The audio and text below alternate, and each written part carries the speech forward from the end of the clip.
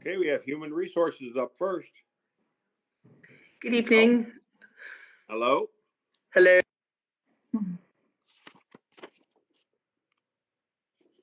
What happened? Hello?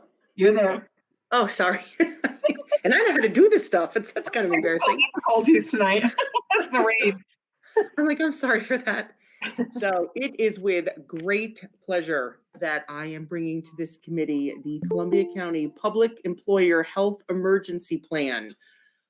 This has been a long time coming. Back in September, Governor Cuomo passed legislation that every public employer is mandated to have this plan.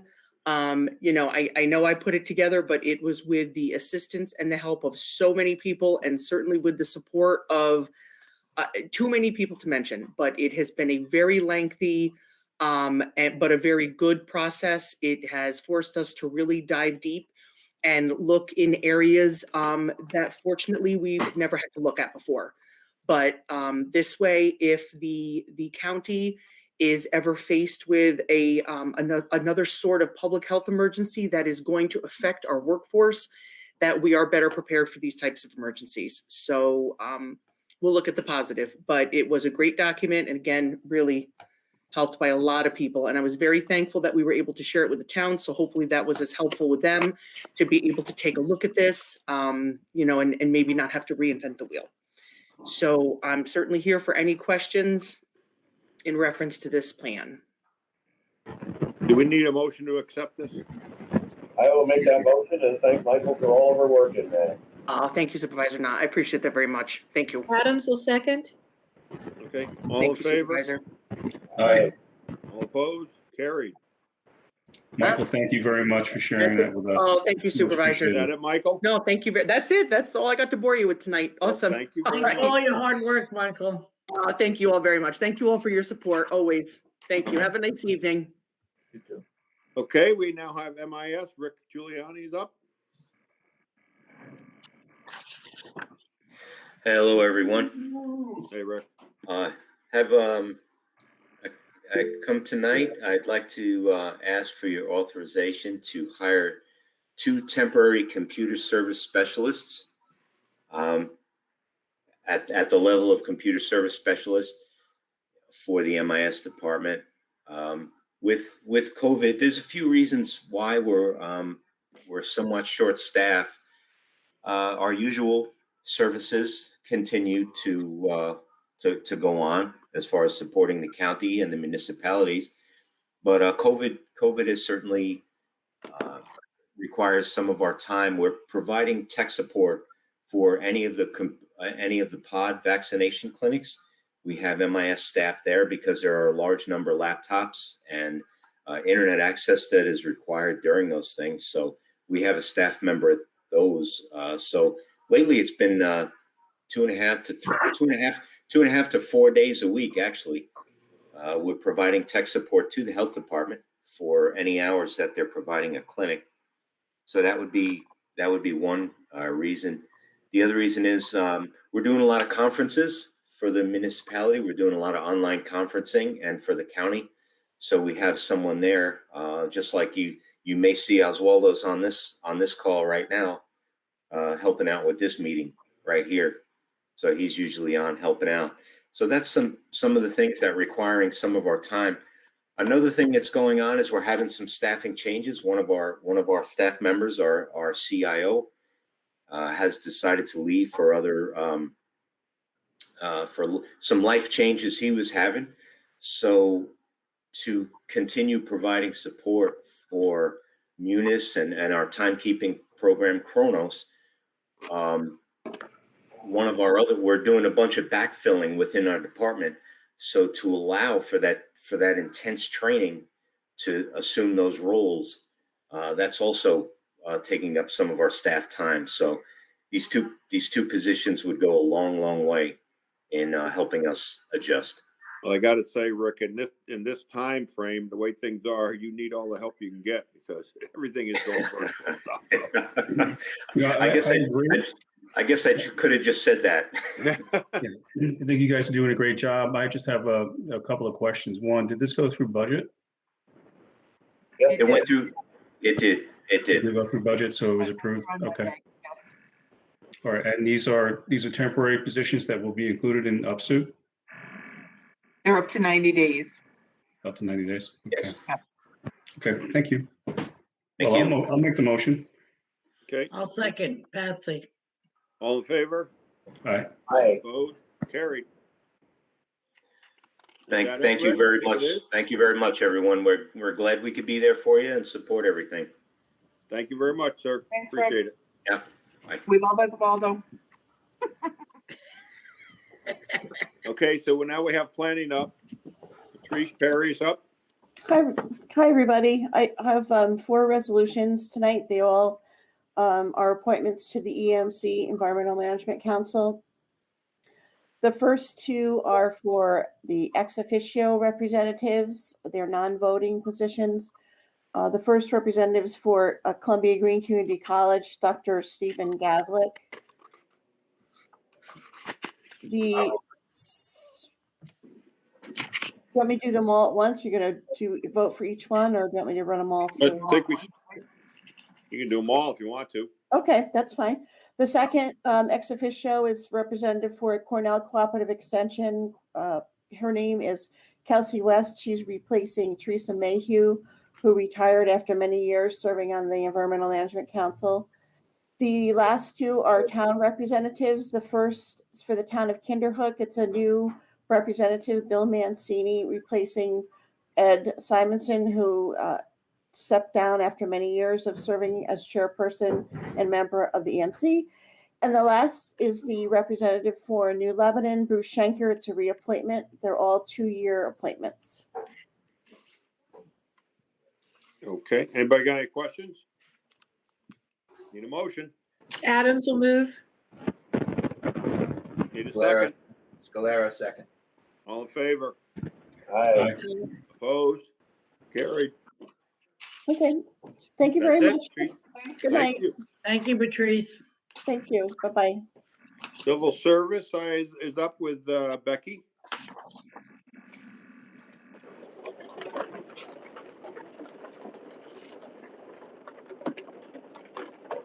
Becky, are you on?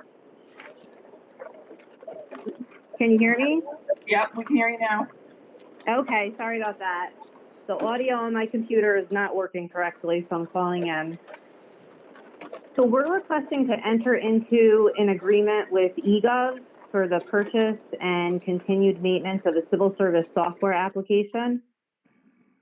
We had come to this committee during the budget process, and I had given a little bit of the history of our situation in our department, but I can go through that again really quick because I know that's been a few months since then. So the new system will provide a roster system, an online application registration process, a jobs portal, and exam processing. The roster system is really the key piece and what we need. So we're mandated by state civil service law to have a roster system. We have around 2,500 employees in our roster system. And currently we have it's like a homegrown product database that we use. The department purchased it 10 years ago, and it was meant to be like a quick fix Band-Aid to hold us over for a short amount of time when the county left the old, I think it was called the AS400 system. It was long before my time. But 10 years later, we're still using this system. We are running into a lot of issues with this system. We have files that don't save, which is an issue in itself because this is an employee's record. Like, we use these to determine layoff placement, seniority status, Section 75 protections, someone's eligibility to transfer. So it's just, this isn't something that we can have acting up or crashing on us. And then that's the other piece is we discovered that every time MIS goes through a Windows update, the system crashes. And then when we do that, to have it repaired, we have to call, I can't even say a company. It's one man that lives in Florida that built the system. It can take him weeks to a month or more to get back to us and fix it. So it's imperative that we move to a different roster system software. And I advocate for this because it's not just a roster system, although that is the most important piece here, but this is going to turn the entire civil service process into more of an electronic process. So right now, everything we do is on paper. I think we're probably one of the last departments in the county that doesn't have a management program. And this is going to really just leave a lot less room for error. It'll help us reach more candidates. It's going to help us get more information out to our appointing authorities, all of our departments, all of our candidates. So I think it would be a great asset for our office. And we are a department of 2 people. We're responsible for the civil service needs of 2,500 employees for all of our appointing authorities, which is the county, the city. We have 18 towns and various villages, Questar, and 5 to 6 school districts. So this would really help us run a lot more efficiently. Well, it sounds Becky, like it's, I'm sorry. Okay. No, I was just going to say, Becky, I see here that you're also financing over a 5-year period. You did that through the budget. Correct? Yes, Right. that's correct. We worked with the controller's office on that. That's something that the company had offered. Okay. So it's a 5-year plan. Yeah, the controller's Folks, here. Kippy, I've been working with Becky and Rick on this to implement the system. It's a 5-year plan where we're paying the software over 5 years, plus going out 10 years for annual maintenance. So the first piece of this for $15,000 is in this year's budget, and each successive years for the next 4 years, we'll budget it to the $56,000, and then we'll pick up the remaining 4 years and 5 years in maintenance. So we're all Gotcha. set to go. Okay. Sounds good to me. What does the board feel? I'll make the Supervisor motion. Bury had something to say, didn't you? It was answered by Ron. Thank you. I'll make the motion. Okay. I have one more question. I wanted to understand if this is a it includes the licenses, and if it's a multi-license application, so multiple users can use the software?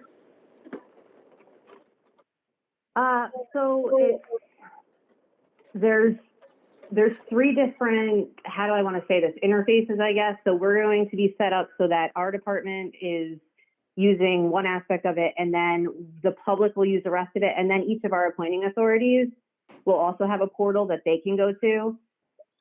So that's something that if the towns and the villages and the county wishes to do so, then yes, we could build upon that. And is that access included in the cost? Yes, Yeah. it is. And this It is a is. web-based system too. Okay, so it's not on our database, it's not on our servers, it's in the cloud, so to speak. So that's a good thing too. You'll be able to have access from anywhere as long as you have the proper passwords and ID to get into it. And I'm assuming Absolutely. that maintenance would include any upgrades, software upgrades over the life of the application. Yeah. Yes, that's yours. Yes. Okay. Thank you. Do we have a second? I'll Wait, second. did we have a motion? I'm sorry. Yeah, I made the Rob. motion, Gary. Yep. Rob did. Okay, thanks. So I need a second. Adams will second. All in favor? Aye. Aye. Carried. Okay, Becky. All right, great. Nice Thank going, you, Becky. supervisors. Thank you, Ron. You're welcome. Okay, Okay. Beck. See you tomorrow. Thank you, Rebecca. Thank We now you. have veterans. We have the sergeant major up. I think he's on. Kelly? Can you hear me? Yeah, go ahead, Gare. Good evening, everybody. As a quick update, I continue my Sunday calls. As of last Sunday, in the last year, I've completed 1,164 calls to our veterans, families, and widows to make sure they're okay. I've only had 3 incidents where we had a veteran with PTSD that ended up in a crisis, and thankfully we were able to get him into the VA for treatment then, and probably prevented suicide. Compensation cases, since I last reported, submitted 31 new ones and had 38 approved that were pending over the last several months, and also 11 pensions approved for widows of veterans who died in the last few months. COVID vaccinations, as I mentioned when Brenda asked, as of this morning, the VA has reduced the age to 40 years old and up. We've been sending our vans full almost every day up to the VA to get shots. All of my staff have both their shots and willing to expose themselves to the veterans and help the veterans on a continuous basis. Apparently we're doing something right because all I've had in the last month or so is visitors. Congressman Delgado came and spent about an hour with us. I had 5 veterans that are mentors in the Dwyer program. He met with them. Somebody had told him about our county Dwyer program and he wanted to see it. And told the reporter that was with us that he was so impressed that if they go national, they're going to use Columbia County as the model. So that was good. And there's a great article in the newspaper on his visit. And the following, the 2 days later, had a telephone meeting with Assemblyman Barrett. She wanted to discuss all the things that we're doing in Columbia County as far as veterans and getting prepared for the upcoming budget hearings. And that went very, very well. And the next day, Senator Jordan called and we had a meeting with her on all the stuff that we have going on. And she's offered to provide the funding to do a joint press releases on a biweekly basis between the Veterans Office in Columbia County and the her Senate office, and she'll pay for that. On the funding, 2020, 2021, the 100,000 was not reduced, and we received it. And as of this morning, 21 and 22 budget was approved by the Assembly and the Senate for the next upcoming year. That just has to go on after the first to the governor.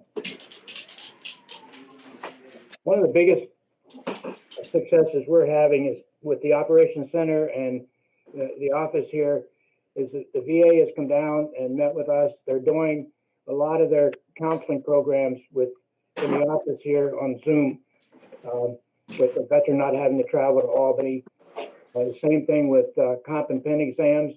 I've had 15 of my comp and pen exams done by the Raiders using Zoom program. And that's an update, and I'll take any questions.